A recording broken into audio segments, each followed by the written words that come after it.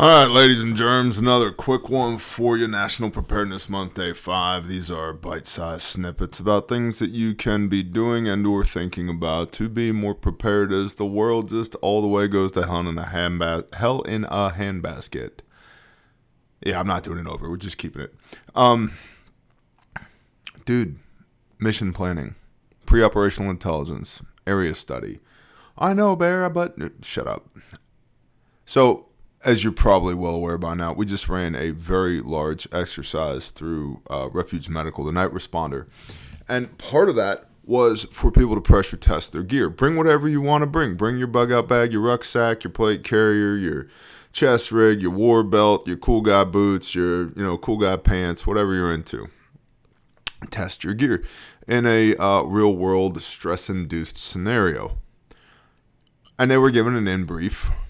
Hey, here's the scenario. Go. But very few people, if any, and again, this is not a knock on the students. I'm just using it to illustrate a point. The students did great. But, it's early September in Oklahoma. You're going to be going to early September in Oklahoma. What's the average rainfall early September in Oklahoma? What's the average temperature, highs and lows? Where are we going to? What's the elevation? What's the wildlife like there? Venomous snakes, are there any? Yeah, there's lots. What has the rainfall been thus far? Why? Why does all that matter? Well, right now we have the Google machine, and it will tell you all of that information. The scenario is 12 hours long. It's 12 hours long. Do I even need a rucksack? Or can I just carry like an MRE in my pocket and have some water and like a water filter? Things like that. And consequently, because most people don't actually know what it is that they're preparing for, their rucksack is, 78 pounds dry, and it's got everything, including the kitchen sink in it, which you don't actually need, but people don't know what they need because they're not actually doing the research before they step off, and they're not actually using any of their kit. And so they don't know that half or more of the weight that they're carrying is basically useless, especially rucking around with empty water bottles and camelbacks and canteens as discussed yesterday. So if you want to avoid the suck or diminish the suck, mitigate the suck, do a little bit of mission planning. Where am I going? What am I doing? What's the mission? Should we fight these guys or bug out? What's the mission? Is the mission fight these guys? Then, I'd do a quick cost-benefit analysis. Can we take them? I would submit to you your mission in SHTF should not be to fight these guys, which means, run away, run away, run away. Where's your honor, Bear? My honor is in not having to tell one of my friend's wives that he's dead because we made a stupid call. That's where my honor's at. So, get the peripherals and atmospherics. Do a map study. Do an area study. Look at the topo map. Figure out, you can literally print this data off. You'd find whatever government entity you're most comfortable lying to you and print their data off, the highs and the lows seasonally, month to month, average rainfall, etc. I've done things and looked at a map before and thought, oh, wow, look, there's a road that runs right through there. That's perfect. We can skirt that road. It's not a road. Satellite imagery was taken in summer when the creek beds were dry. That's not a road. That's a creek, and it pissed rain, and now that creek is up to your belly button or your nipples or your chin or over the top of your head. Now, how are we getting across that?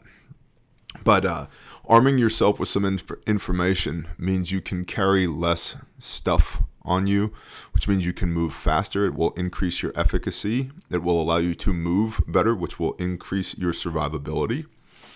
And it means the things that you are carrying are more relevant to whatever the task at hand is, whatever the mission is.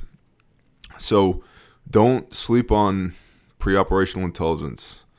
What do they call it? IPB? Information, Intelligence, Preparation of the Battle Space or something like that. Oh, that's not your acronym. That's our acronym. Okay, sorry, guys. I stepped all over your acronym.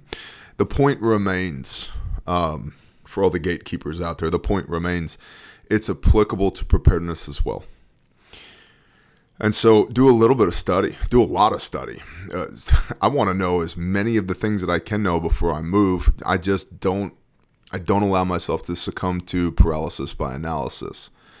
Get me to about 80%. Control the variables that you can control. Don't worry about the ones that you can't. Mitigate the risk that you can mitigate. Don't worry about the things that you can't. All actions have inherent risk, including sitting at home, sitting on your ass and dying of heart disease or diabetes or whatever, gas leak, whatever. So all that to say, do yourself a favor and actually try and define what the mission is. And you may have many different missions inside of SHTF, bro. Okay, we'll have some specified kit for that. Set your long-range rucksack up one way and your day pack up another way and your bailout bag in your car another way. And then have an EDC that covers all of those things.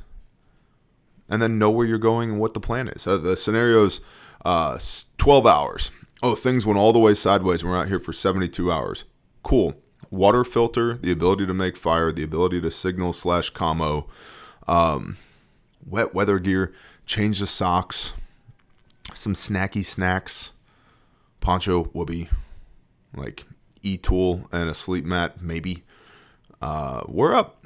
I'll be here for 3 days. Okay. Until help arrives. Does help know you're coming? Did you tell somebody you were going? I will be in this place at this time. If I'm not, enact this protocol.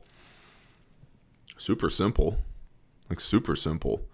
So do yourselves a favor. A little IPB, a little map recon, a little research so that when you step off and go do whatever it is you think you're going to do when the world ends, bro, you don't have to carry a 78-pound rucksack and a 20-pound chest rig and an 11-pound rifle and 18 pounds of EDC. It's like, yeah, we're at 100 pounds plus already? Nah, man, like a 18-pound day pack, mostly water and a water filter will get you through a lot of things. But I won't be comfy. The point's not comfy. The point is move.